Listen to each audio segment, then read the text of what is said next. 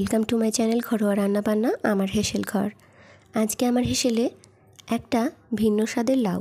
হ্যাঁ, একদম নিরামিষ, খেতে দুর্দান্ত হয়। নিরামিষ দিনে অবশ্যই এটা ট্রাই করে দেখতে পারো। এটা বানানোর জন্য যা কিছু নিয়েছি তা ভিডিওর মধ্যে লিখে মেনশন করে দিয়েছি। এবারে একটা কড়াইয়ে সামান্য জল গরম করে নেব, আর তার মধ্যে দিয়ে দেব কলাইয়ের ডাল। এটা কিন্তু বিউলির ডাল নয়, এটা কলাইয়ের ডাল, ভাজা কলাইয়ের ডাল।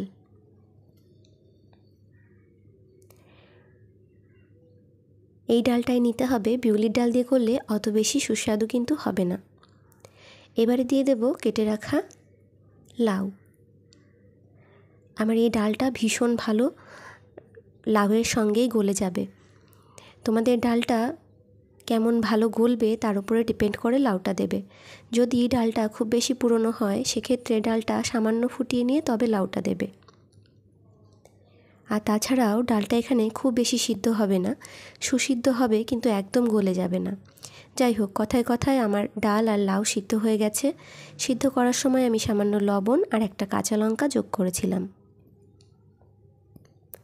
এবারে আমি লাউ আর ডালের মিশ্রণটা নামিয়ে নিয়ে কড়াইটা খুব ভালো করে পরিষ্কার করে দিয়ে দেব সামান্য সর্ষের তেল।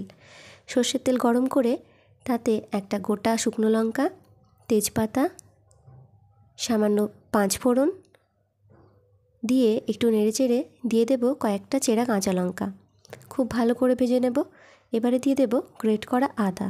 তোমরা এখানে চাইলে আদা বাটাও ব্যবহার করতে পারো। এবারে ডাল আর লাউয়ের মিশ্রণটা ঢেলে দেব। দিয়ে দেব স্বাদ মতন চিনি আর ভেজে রাখা মশলা। মৌরি শুকনো তাওয়ায় একটু টেলে আমি গুঁড়ো করে নিয়েছিলাম, সেটাই মিশিয়ে দেব।